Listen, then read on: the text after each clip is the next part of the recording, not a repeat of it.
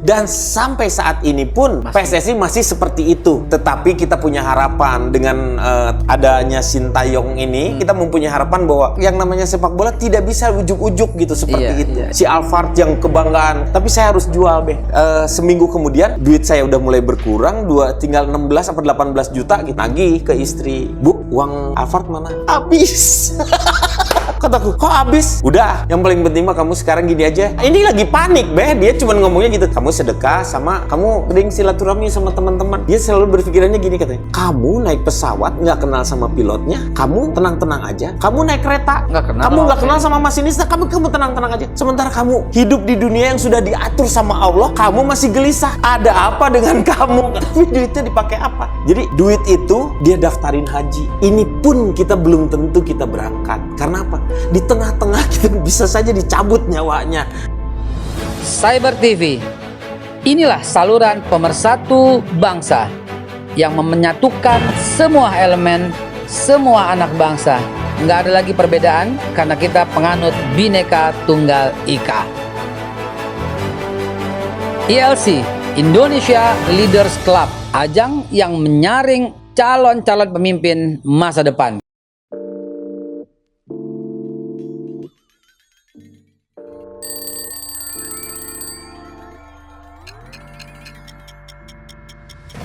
Minum kopi itu seni. Kalau Anda nggak punya jiwa seni, Anda nggak menikmati kopi itu.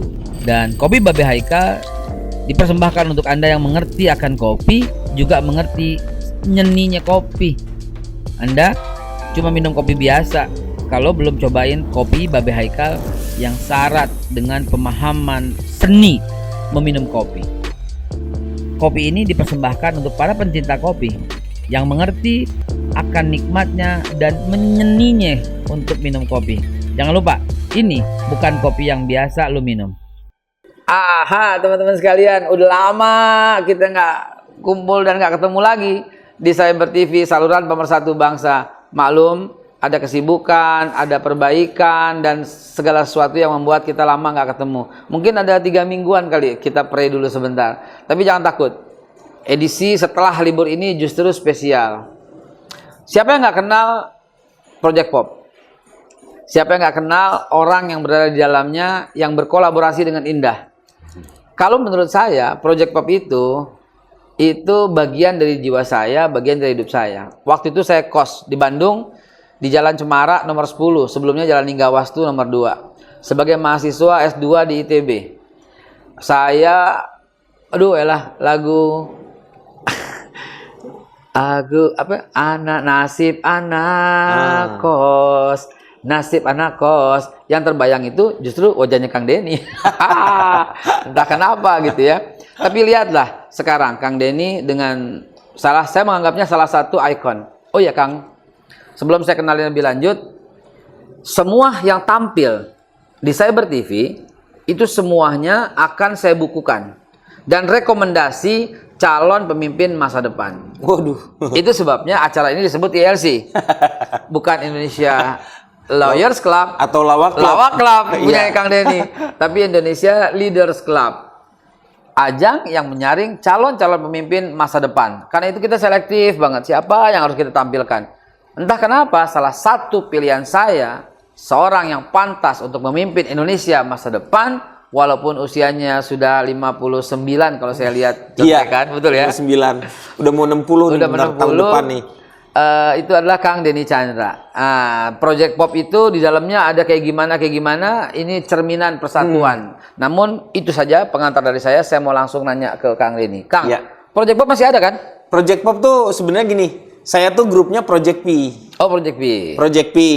Nah, adiknya ada Project Pop. Nah, Project Pop itu saya yang buat. Jadi kalau ada orang yang ngomong, siapa yang buat Project Pop? Saya. Nggak akan pernah ada. Karena saya lah yang membuat, kasarnya tuh yang melahirkan mereka. Yang terdiri dari teman adik-adik saya itu ada Tika, ada Ujo, ada Yosi, ada Gugum, ada Odi, ada Oon almarhum. Iya. Jadi itu yang saya yang menginikan semuanya satu persatu, karena dari beberapa adik-adik saya itu kan banyak, hampir sekitar 20 lebih lah. Itu cerminan Nusantara banget ya. Kalau Pi Project itu cerminannya Nusantara karena mereka lahir dari dua universitas. P-nya itu adalah Pajajaran sama Parahyangan. Oh, Unpad. Pajajaran sama Unpar. Parahyangan, iya. Mereka terus orang-orangnya juga bener-bener gabung gitu. Jadi ada Batak, ada Jawa, ada Sunda, ada Padang, ada Manado. Jadi nyampur. Jadi ada Cina juga gitu. Yang herannya itu pada waktu itu semua mata tertuju. Entah berapa lama itu. Saya mengamati begitu. Semua tertuju. Apa yang dipakai kita ikut. Apa yang di ini kita ikut. Ya. Tapi kok damai, tentram, akur, kompak. Kok bisa kayak gitu loh. Konsepnya gimana? Itu konsepnya sebenarnya awal sih, Beh. Jadi awalnya ketika kita membuat grup, itu kita sepakat bukan untuk mencari nafkah. Tapi kita nyarinya berkah, kata saya tuh itu. Ketika kita mencari berkah, nafkahnya pasti ada yang ngurus gitu. Ikut semua. Jadi kita kalau mau berbuat sesuatu untuk kebaikan semuanya. Itu salah satunya yang punya tanggung jawab terhadap si Pi Project-nya itu sendiri. Sebenarnya kita udah agak terlambat ya. Terlambat maksudnya tuh untuk terkenal tuh terlambat karena saya di usia 29. Biasanya kan rata-rata orang tuh kan di usia 17, 80 yang 20 tapi lah gitu. Ternyata ketika kita mulai memapak di usia seperti itu justru kita tidak terlalu haus dengan yang namanya hiruk pikuk pujian-pujian seperti itu. Jadi kita sudah mapan karena ada beberapa orang juga udah mulai berkeluarga yang seperti itu. Jadi melihatnya bukan lagi ke ke masalah kehebohan atau yang nyari keterkenalan lah seperti apa itu. Ini gara-gara benernya niat sehingga datang keberkahan. Sebenarnya itu, Beh, kalau misalnya dilihat karena kita niatnya seperti itu, akhirnya sebenarnya berkahnya itu pasti akan datang karena memang niatnya bukan untuk hanya sekedar mencari nafkah gitu. Pelajaran penting banget pemirsa, bahwa salah satu dosen saya ya, Pak Wimar itulah. Ya. Dia pernah bilang begini, being in business is not about making money. Iya. It's a way to become who you are. Iya. Artinya menjalankan satu usaha itu nggak ada urusan sama duit loh ya. Ya, it's not about making money. It's a way to become who you are. Itu jalan untuk menunjukkan siapa Anda sebenarnya. If everybody know who you are, kalau semua orang tahu nilaimu, your value, maka automatically the money will coming to you gitu loh kurang lebih ya. Itu. Makanya nilai jauh lebih punya, ya itu nilainya punya tanda kutip, nilai itulah yang sebenarnya yang harus dicari, bukannya nilai uang atau nilai rupiah, value. tapi nilai nilai diri itu ya. Who betul, menemukan dirinya sendiri. Kadang-kadang sekarang ini banyak orang-orangnya, kenapa banyak orang kaya, orang bergelimang harta tetapi masih bingung dengan kehidupannya dia sendiri, karena dia tidak tahu siapa dirinya dan untuk apa ini semua gitu.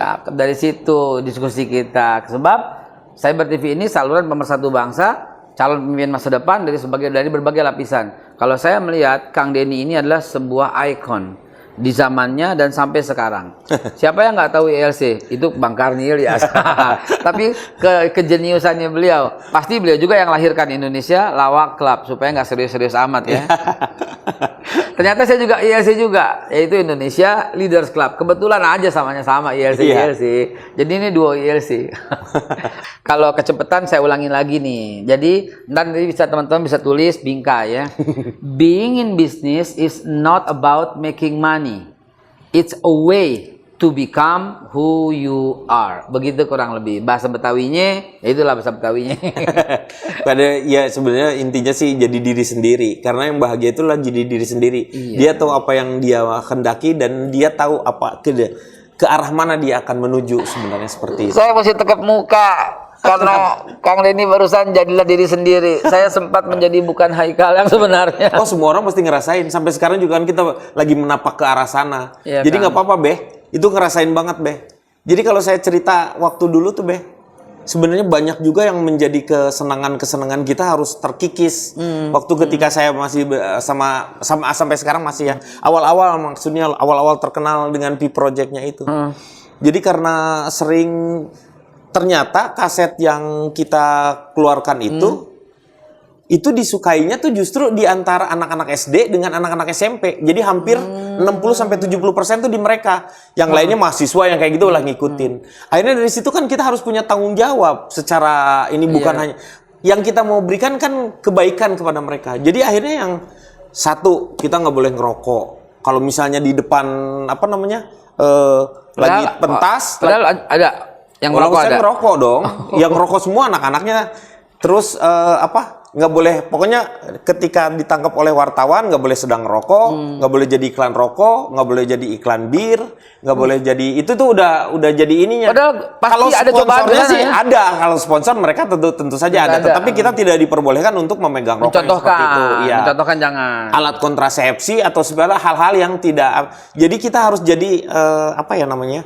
Punya nilai tanggung jawab lah untuk ke arah sana gitu. Jadi si anak-anak tuh bener, padahal sebenarnya mah kalau di ini jadi kayaknya tuh kita baik gitu sama mereka, padahal sebenarnya jiwa-jiwa berontaknya tuh bergejolak seperti itu. Sampai lagu, sampai soundtrack, sampai sekarang terus Sampai lagu aja. sampai malam kalau misalnya sepak bola kita buat sampai 3 kali itu. Jadi itu hanya memang untuk menyindir. Kalau misalnya sekarang kita dengerin lagunya apa?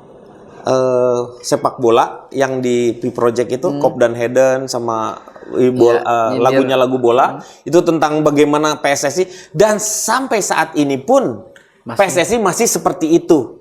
Tetapi kita punya harapan dengan adanya Sintayong ini, si pelatih ini, kita mempunyai harapan bahwa memang yang namanya sepak bola tidak bisa ujuk-ujuk gitu seperti itu. Itu yang saya selalu itu karena apa, Be? Bayangin nggak waktu dulu?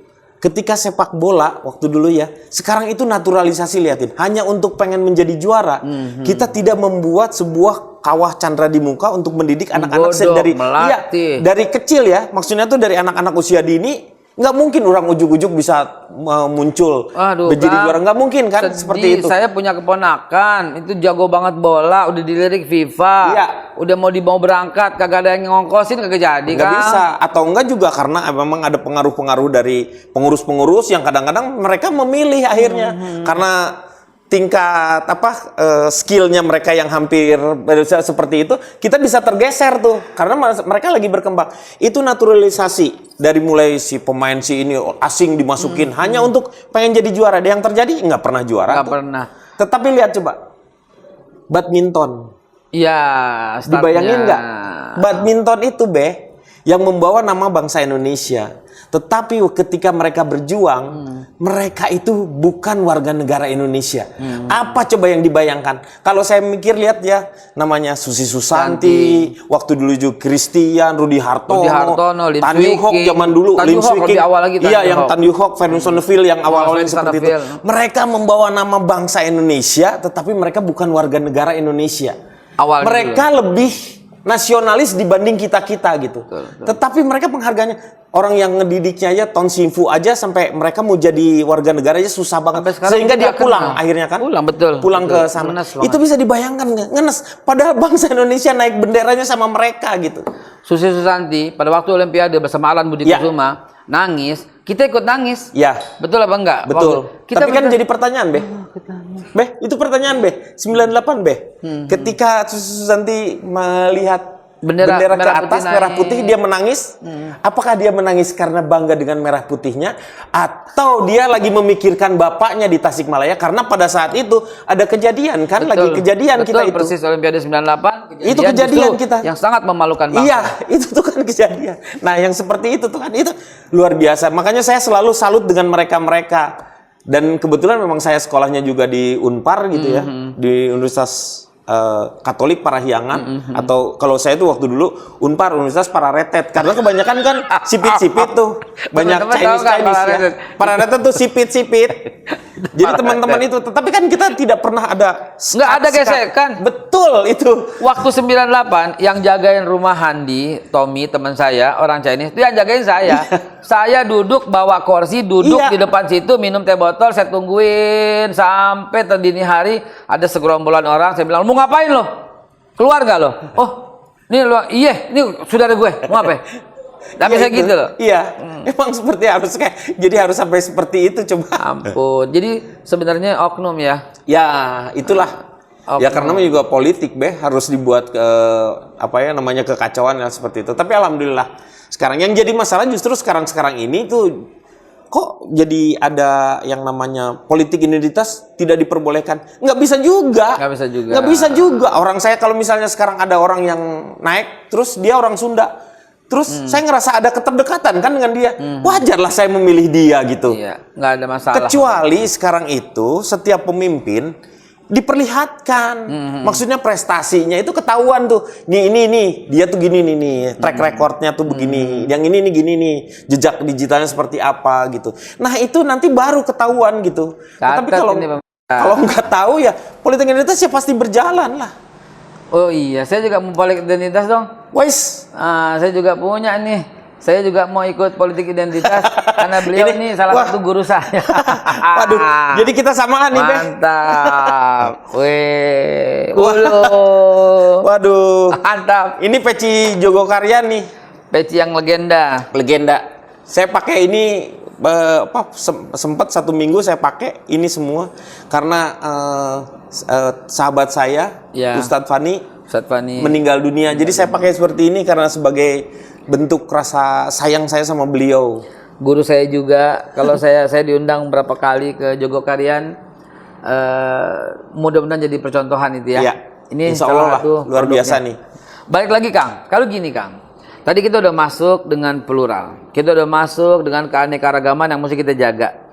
Kakek nenek moyang kita, termasuk kakek saya, pada waktu tanggal 28 bulan Oktober tahun 1928, kita ini udah Sepakat ya. Dulu cerdas banget, kenapa sekarang mundur ya? Dulu kita berjanji bahwa kita ini satu nusa, satu bangsa, satu bahasa dengan berlogatnya kami berjanji, kami bersumpah. Bertanah air yang satu, tanah air Indonesia. Kami putra dan putri Indonesia bersumpah menjunjung tinggi bahasa persatuan bahasa Indonesia. Terus tiba-tiba hasil 2019 kemarin yang tidak terjadi pada 2014, tiba-tiba kok kita terpisah. Oh, ini kelompok cebong, ini kelompok kampret. Kok tega banget orang yang menyebut saudaranya dengan sebutan buruk itu. Babe gimana? Cari jejak digital saya yang mengatakan itu. Kalau bisa, kalau jago carilah. Saya pasti akan membayarnya dengan 1 miliar rupiah. Catat baik-baik. Kenapa? Karena saya nggak akan pernah ngatain orang dengan cebong lo, kampret itu nggak bakal pernah. Tapi jangan 1 miliar lah, Beh. 2. 50 juta aja biar kayak Abu Janda. 50 juta. Artinya saya berani berkata begitu karena nggak akan pernah saya ucapkan dalam rangka untuk memberikan atau makian. Dalam rangka makian, dalam rangka mencemooh. Karena saya mudah-mudahan insya Allah taat dengan surat Al-Hujurat ayat 11. Tidak boleh manggil saudaramu dengan sebutan yang buruk. Iya. Setelah cebong kampret usai, oke yang itu udah kita skip. Tiba-tiba muncul lagi kadrun, kadal gurun. Kadal kan hewan juga. Iya. Kenapa kita nggak dewasa ya terus-terusan manggil orang yang beda pandangan dengan sebutan hewan? Kenapa nggak kita belajar dari Project P, Project Pop, yang di sana ada keanekaragaman, tapi lihatlah bisa menciptakan hiburan yang ikon. Kalau nggak ikon, mah nggak ikon di zamannya. Saya jadi lihat, oh iya ya keren banget, menjadi contoh, menjadi ikon, menjadi apa semua. Makanya saya bercita-cita mengundang beliau ini udah setahun baru dapat sekarang ya. Saya berusaha mendatangkan, pengen tahu gitu loh, kok ada apa, kenapa nggak Indonesia kecil dengan Project Bin, Project Pop ini kok, aduh, kok nggak tercermin dalam Indonesia yang besar ini. Maka saya mau tips nih dari orang yang sangat senior yang sudah menciptakan Indonesia kecil dalam Project Pop. Sekali lagi, beliau adalah yang menciptakan Indonesia kecil dalam Project Pop. Ya, ada suku bangsa di sana semua, ada racam agama di sana semua. Bahkan, saya nggak mau kebanyakan ngomong. Tolong Kang, sekarang ini diterapkan. Berikan kita usulan, berikan kita nasihat yang muda-muda untuk seperti Project Pop itulah Indonesia kecil. Jadi sebenarnya gini, Beh, kalau misalnya dilihat ya, kita tuh konsep kita berkumpul tuh untuk apa gitu misalnya, untuk mencari keberkahan. Dengan cara apa? Memberikan karya. Karyanya harus punya manfaat kan sebenarnya. Jadi titik tolaknya kita ada di sana. Tetapi kita tuh kita semangat untuk kebersamaan, juga kita mempunyai juga untuk punya apa namanya, bukan me time ya kalau di ini tuh istilahnya, dia punya pribadi privacy sendiri-sendiri juga karena mereka punya keluarga masing-masing seperti itu. Jadi yang paling penting adalah kita tidak mencampuri urusan mereka masing-masing kecuali mereka mengutarakan bahwa dia punya kesulitan seperti itu wajib kita menolongnya dalam hal seperti apapun juga. Nah itu yang jadi permasalahan. Jadi kalau misalnya mereka nggak udah, jadi yang jadi masalah itu adalah biasanya titiknya adalah ketika kita membicarakan, dan keduanya adalah tentang iri. Kalau Ini udah dia. iri dengan, jadi kalau misalnya orang kan kadang-kadang ada yang walaupun kita jangankan gitu satu keluarga aja dikasih rezekinya beda-beda, ada yang tinggi, ada yang di bawah, ada yang seperti itu, Satu itu kan itu kakak bukan, adik begitu ya ya. itu untuk. Tetapi kalau kita bukannya sistemnya kapitalis, yang kalau misalnya si orang ini hebat ya udahlah dia mencari duit sebanyak-banyaknya seperti itu, tetapi yang meninggalkan yang di bawah. Enggak. Jadi setiap orang di sana yang punya potensi memang ke arah sana, mereka tuh wajib memberikan apa yang namanya ya. Jadi ada supportnya itu dengan menurunkan. Jadi kalau di sini nih, kalau saya peringkat 1 misalnya, saya harganya 1.000. Terus yang peringkat 2-nya Daan kalau misalnya nge-MC gitu, harganya 700 misalnya. Terus yang satu lagi di bawah yang 500 seperti itu.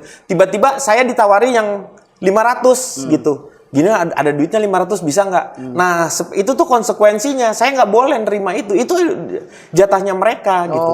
Nggak boleh gitu. Jadi udah disiapin untuk yang seperti itu tuh. Dengan kalian itu tuh kadang-kadang banyak cobaannya. Kalau misalnya itu semua udah dilanggar, udah pasti bubar be. Dan sampai sekarang nggak ada kata Nggak ada. Kalau misalnya mau bubar itu ya harus kalau di Shaolin itu kalian keluarlah dari lubang anjing itu beh. Jadi kalau di Shaolin yang gagal dia keluar tuh sambil kayak gitu. Pokoknya sangat memalukan. Jangan pernah ribut gara-gara masalah uang. Karena masalah yang itu tuh udahlah. Itu sudah ada rezekinya masing-masing. Cari keberkahan bukan cari uang. Dan saling mengerti sebenarnya satu dengan yang lain. Usahakan sebenarnya kalau misalnya kalian mau berbicara tentang hal-hal yang sensitif, kalau mau boleh saja. Nah ini cobaan berat loh. Kan dengan berbagai macam latar belakang, suku, kelompok, bahkan agama, kadang-kadang muncul tuh yang sensitif-sensitif. Ya no hard feeling dong. Kalau misalnya mau ngobrol, kamu ngobrol di sebelah sini, jangan mengambil semua teman-teman saya. Kamu yang mau diskusi siapa? Jangan ngajakin orang yang nggak mau diskusi, kamu ajak-ajakin. Jangan semua orang ditanyain. Udah lepasin aja seperti itu. Karena itu kamu masing-masing orang nanti juga kalian masing-masing juga. Cakep. Jadi dilepasin aja, udah nggak usah harus membicarakan hal. Nah, hal-hal yang sensitif seperti itu kayak misalnya agama yang seperti kayak gitu tuh kalau mau kalian diskusikan, dia berbeda agama nih, tetapi mau diskusi tentang sesuatu, ya sudah kalian berdua saja. Kalau misalnya dia nanti mendapatkan manfaat dari situ, no hard feeling, tapi mereka berdiskusi karena kedewasaan dengan pengetahuan yang ada. Tetapi kalau misalnya ternyata mereka punya manfaatnya dari apa ini, boleh diceritain sama teman-temannya itu setelah jadi. Jangan yang lain jadi ikut-ikutan hal. Itu Kang Denny komandannya ya. Enggak juga, teman-teman itu kalau komandan di kita tuh nggak ada komandan, ada Mas Joni itu. Mas Joni aja komandannya itu agamanya Katolik, Mas Joni, dan orang Jawa pula gitu. Tetapi rata-rata semua orang kayak Tika, Ujo, Yosi yang orang Padang, orang Manado, orang Batak, sama orang Jawa gitu. Karena kita tinggalnya di Parahyangan, di tanah Parahyangan itu, mereka berusaha untuk bisa mengetahui budayanya Sunda dan mereka belajar bahasa Sunda juga. Sehingga keterdekatannya justru itu yang membuat kita respect kayak sama Tika gitu. Dia orang Batak, tetapi dia bisa belajar bahasa Sunda karena keterdekatan itu yang justru membuat lucu. Jadi kayak kalau dia ngomong, "Urang makan geus teu katingal lidah bahasa Sunda tuh." Nah, padahal si Tika yang ngomong kan dialeknya dia masih ada, tetapi bahasanya bahasa Sunda. Kumaha? Bukan kumaha gitu, kumaha. Horas.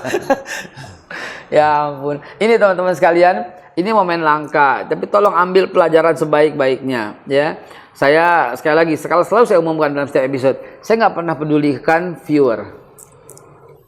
Kenapa? Karena memang mohon dengarkan suara hati, ada ketidakadilan di situ. Viewer yang konon tiba-tiba 6 juta, 7 juta, yang tiba-tiba hanya bisa dilihat cuma puluhan, ya mudah-mudahan yang melakukan dapat hidayah. Tapi udah mendingan sekarang kita lepasin, memang tujuannya mau ke atas aja. Itu aja. Udahlah nggak usah mikirin. Moga-moga yang nonton ini mau 1, 2, apa 3 orang pun, tetapi kalau ini punya manfaatnya, insya Allah dia itu yang bertiga berkah. Itu bisa menyebarkan lagi. Itu lebih berkah, lebih berkah, luas gitu ya. Dan Kang Denny ini ya, kalau teman-teman perhatikan, beliau ini ada di setiap masa. Ada di setiap celah. Coba deh perhatiin deh. Selalu saja muncul, selalu aja ada. Berarti beliau memang sangat mewarnai kehidupan. Siapa yang nggak kenal? Bohong lah kalau nggak kenal. Apalagi orang-orang seusia saya, ya. Bohong lah kalau nggak kenal. Kalau nggak mengidolai, nggak ada masalah. Tapi pasti kenal lah karyanya, hasilnya luar biasa. Tapi nggak juga sih sebenarnya. Saya tahun 2010 sampai dengan 2013 itu mulai menurun tuh, menukik menukik tuh. Udah yang dari 2000 tahun 2000-an tuh udah mulai naik lagi nanjak gitu ya. 2006 mobil aja 4 gitu Itu 2010 satu-satu harus dihilangkan karena udah mulai berkurang tuh si pekerjaan saya. Sementara si anak-anak harus sekolah. Itu jadi mulai satu-satu tuh ngilang saat 2013 sampai terakhir saya masih punya uang di ATM saya tuh 28 juta. 28 juta, mobil tinggal satu nih. Si Alphard yang kebanggaan. Kalau artis tuh kalau pakai Alphard tuh kayaknya wah bisa meningkatkan ini katanya harga kalau pakai Alphard itu. Tapi saya harus jual Itu karena memang udah tinggal 28 itu tahun 2013 bulan-bulan Juli kayak gitulah, bulan Juli sampai kayak gitu. Saya akhirnya konsultasi sama istri, Bu kayaknya ini mobil harus dijual karena kita duit saya udah tinggal segini jadi si ATM-nya sendiri udah kayak kertas saking gosrak keluar kayak gitu.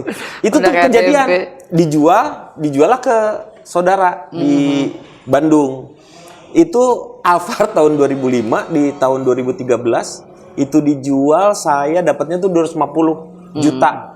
Itu langsung kasih ke istri karena dari saudara. Jadi ditransfernya ke istri. Udah tenang, udah masih bisa lanjut hidup.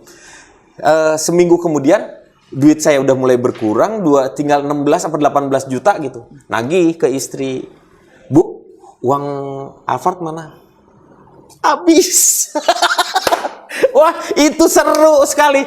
Wah, kataku, kok habis? Istri saya, udah, yang paling penting mah kamu sekarang gini aja. Kamu sekarang ibadahnya kamu tingkatin, ya. Terus kamu kalau kamu punya sedekah, panik mah Pak, ini lagi panik, dia cuma ngomongnya gitu. Kamu sedekah sama kamu sering silaturahmi sama teman-teman. Nah, kata aku, loh, tapi ini gimana? Dia selalu berpikirannya gini katanya. Kamu naik pesawat nggak kenal sama pilotnya, kamu tenang-tenang aja. Kamu naik kereta, kamu nggak kenal sama masinisnya, kamu tenang-tenang aja. Sementara kamu hidup di dunia yang sudah diatur sama Allah, kamu masih gelisah. Ada apa dengan kamu katanya? Aku diam langsung. Tapi duitnya dipakai apa? Jadi duit itu dia dia daftarin haji. Kata aku tuh, daftarin haji. Iya, aku terus 2013, tapi kata dia, yang penting kita udah daftar. Ini pun kita belum tentu kita berangkat. Karena apa? Di tengah-tengah kita bisa saja dicabut nyawanya. Karena kan sistem cabut nyawanya seperti itu, kata istri saya. Udah, lepasin aja semuanya. Kata aku, kamu yakin? Yakin. Kamu kalau nggak punya keyakinan, ya udah lepas katanya. Kata aku, yakin? Udah. Dengar nih. Tapi dia bener. Setelah saya berpelukan dengan seperti itu, yakin menghadapi kehidupan itu, udah lepasin aja. Tetapi ketika lepas itu semua, emang nggak bisa dibohongin. Itu yang namanya kaki kita ringan ngelepasin aja semuanya gitu. Yang kita tuh hanya cuman berusaha melakukan sesuatu yang itu udah dilepas. Itu luar biasanya ya. Mungkin karena Allah tahu saya mah imannya cemen, karena tipis imannya. Jadi kalau beberapa orang saya yakin sekali diujinya pasti dengan banyak tuh. Ada yang 3 bulan, ada yang tahun-tahunan belum dapatkan hal yang diinginkannya itu. Saya tuh cuman dalam waktu seminggu sampai 10 hari kayak gitu dapat telepon itu dari si Trans 7 itu untuk halo Kang, bisa jadi host sekali, terus nanti jadi satu lagi jadi panelis ya katanya. Acara apa? Itu ILK itu. Acara ILK. Karena nggak ada kerjaan, ya udah, saya mau aja, terserah lah mau jadi apa. Pas begitu syuting, ternyata udah ya Kang, jadi host aja dua-duanya. Itu yang sebulan pertama, itu mulai itu kalau nggak salah Oktober apa November gitu. Itu bulan pertama seminggu sekali, jadi sebulan 4 kali. Bulan ke depannya seminggu 2 kali, jadi 8 kali. Minggu ketiganya, bulan ketiganya itu udah stripping Senin sampai Jumat. Itu dalam waktu 10 bulan, itu duit mobilmu nih. Balik. Rumah bisa dibenerin. Istri apa gitu. Sempat kita berangkat umroh seperti itu. Jadi istri saya cuma kata, udah ketika kita lepasin semuanya, dengan kepasrahan itu semua, kepasrahan yang benar-benar di jalannya, itu insya Allah sebenarnya jalan. Tapi kan kayak berjudi gitu, kayak misalnya kayak sedekah juga sama sih Beh sebenarnya. Konsepnya tapi, ya. Iya konsepnya kayak sedekah juga. Iya. Balikin. Tetapi kan kalau saya nggak punya harapan apa-apa, bisa maksudnya tuh saya yakin istri saya ketika dia menyerahkan si uang itu untuk naik haji, dia hanya cuma berharap bisa naik haji aja, dia akan membahagiakan dia. Sampai 2019 sebelum Covid terjadi, bisa berangkat naik haji. Alhamdulillah. Teman-teman, ada satu kalimat yang bilang begini. Termasuk orang yang menghina Tuhan kalau dia ragu besok makan apa. Iya. Emang Tuhan bikin lu nggak disertai makanannya gitu kan ya? Iya kan? Iya. Ya mustahil lah. Sampai-sampai izinkan mohon maaf saya mengutip satu ayat. Wa min dabatin fil ard illa Allahi rizquha. Tidak satu pun yang melata di muka bumi, dengan menggunakan kalimat melata ya, artinya tuh ya cicak, buaya, apapun, ular gitu ya. Yang rendah seperti itu loh masih dijamin, apalagi manusia yang merupakan Allah telah memuliakan anak Adam. Karena itu pelajaran penting hari ini, selain kita melihat kebersamaan, selain kita melihat kekompakan, dan memang mesti jadi kekompakan, jangan sampai mundur, karena kakek nenek moyang kita tahun 1928 udah berjanji nggak ada Sunda, Jawa, semua yang ada Indonesia, nggak ada Manado, semua yang ada Indonesia, nggak ada Cina, Arab, apa semua yang ada bangsa Indonesia, udah berjanji, kenapa kita mesti balik? Itu yang pertama. Yang kedua, kebersamaan yang ditularkan di Project B harus menjadi Indonesia besar. Dan yang ketiga, kepasrahan. Itu uniknya di acara Cyber ini. Setiap orang masih pasti punya masalah ekonomi, keuangan yang membuat dia pasrah. Dan itu ternyata terjadi. Nggak nyangka gitu ya. Di orang yang sukses, yang hebat, yang kaya, tiba-tiba terjadi juga. Duitnya habis. Tapi kan orang yang sukses itu adalah karena ada wanita hebat di belakangnya. Ah, catat ini Kak. Iya. Terenok. Iya, kalau orang yang hebat, lelaki yang hebat, pasti ada wanita yang hebat di belakangnya. Tetapi lelaki yang tidak sukses berarti ada wanita lain di belakangnya. Oh gitu. Paham. Karena kalau wanita yang itu, dia akan menjaga aset suami.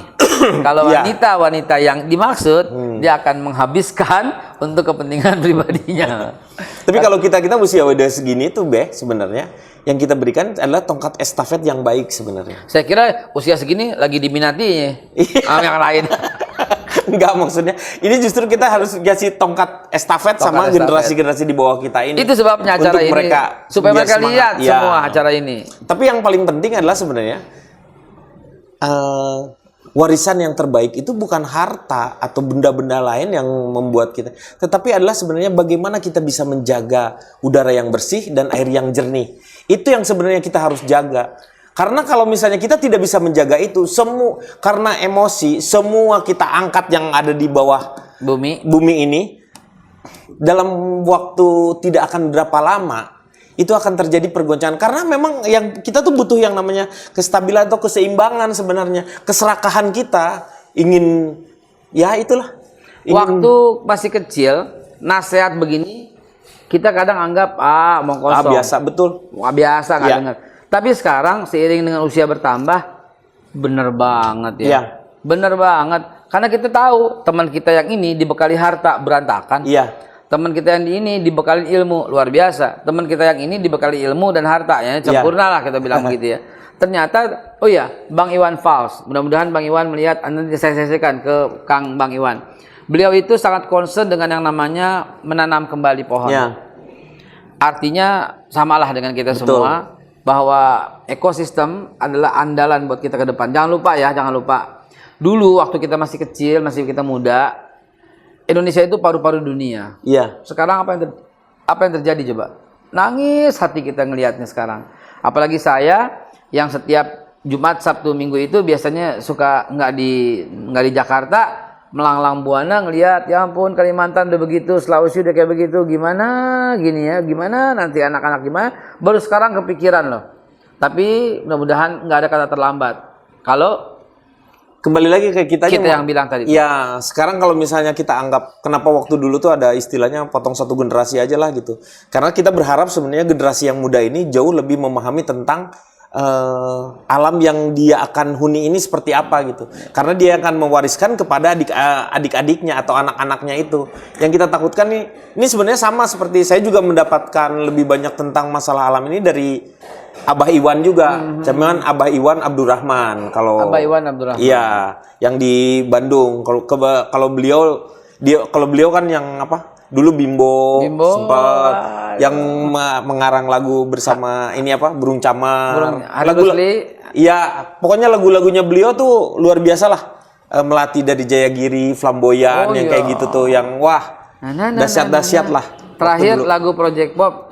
Lagu Project Pop yang saya suka terakhir itu yang na na na na na na na na na na na na na na na na na na tahu nggak? Oh, ini superstar itu ya.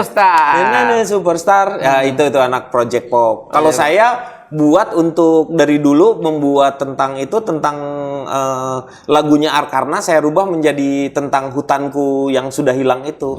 Jadi kesadaran seperti itu kalau Project B itu lagu-lagu itu tentang masalah-masalah sosial sebenarnya untuk membangkitkan mereka supaya mereka ngeh dengan kondisi itu. Mantap. Pemirsa, waktunya udah habis. Padahal masih asik ngobrol. Saya lihat ngelirik jam 15.59, udah 30 menit gitu.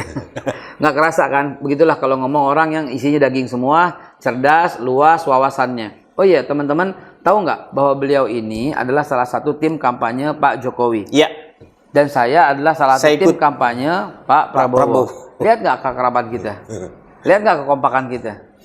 Sebab kita sadar ketika diputuskan presiden cuma satu. Begitu bagi warga negara yang baik. Buat apa kita punya Mahkamah Konstitusi, kita punya undang-undang kalau nggak kita nggak taatin. Ingat ya, taat Allah, Rasul, dan pemerintah masih tetap jadi pegangan setiap kita. Nah teman-teman sekalian, mulai hari ini berjanjilah ke depan. Indonesia harus lebih baik dengan luasnya wawasan-wawasan orang seperti Kang Denny. Kang Denny ini perlu di copy paste. Ada 1.000 aja orang seperti beliau, 2.000 orang seperti beliau, maka Indonesia yang banyak berbeda sukunya itu tiba-tiba semua menjadi Project Pop. Menjadi Project Pop. Kocak dan lucu. Kalau saya mau ulak-ulik, lucu itu adalah budaya bangsa kita sebenarnya. Kita kan lucu budayanya. Iya. Di mana-mana ada senyum, di mana ada tawa, di mana ada terus sekarang kenapa hilang? Kita bangkitkan lagi, lucu itu L-nya itu Lord. Lucu tapi bertuhan karena kita punya Pancasila, ya kan? U-nya itu unite. Ya. Kebersamaan. Kita kan persatuan Indonesia juga ada kebersamaan. C-nya itu lucu, C-nya itu create. Boleh. Kita mesti daya cipta. Alam yang mesti kita tumbuhkan lagi dan segalanya. U-nya itu apa lagi ya kira-kira ya? Sebenarnya spontan aja nih. Lucu. Spontan aja. U-nya U yang terakhir ya. Yang terakhir apa ya? Unite. United udah. Uniqueness. Jadi jangan nyontoh ya. Uniqueness itu betul-betul original. Wah, kita canangkan lucu. Mantap. Spontan aja barusan. Kang Denny Chandra. Mudah-mudahan Allah memberkati beliau. Amin. Satu keluarga besarnya beliau berkah lahir batin dunia akhirat. Dan mudah-mudahan Indonesia tetap. Jangan lupa. Cyber TV, saluran pemersatu bangsa. Indonesia Leaders Club adalah ajang yang menyaring calon-calon pemimpin masa depan. Salah satu yang kami diskusikan adalah Kang Denny Chandra. Wassalamualaikum warahmatullahi wabarakatuh. Waalaikumsalam warahmatullahi wabarakatuh. Cyber TV, inilah saluran pemersatu bangsa yang menyatukan semua elemen, semua anak bangsa. Nggak ada lagi perbedaan karena kita penganut Bhinneka Tunggal Ika. ILC, Indonesia Leaders Club, ajang yang menyaring calon-calon pemimpin masa depan.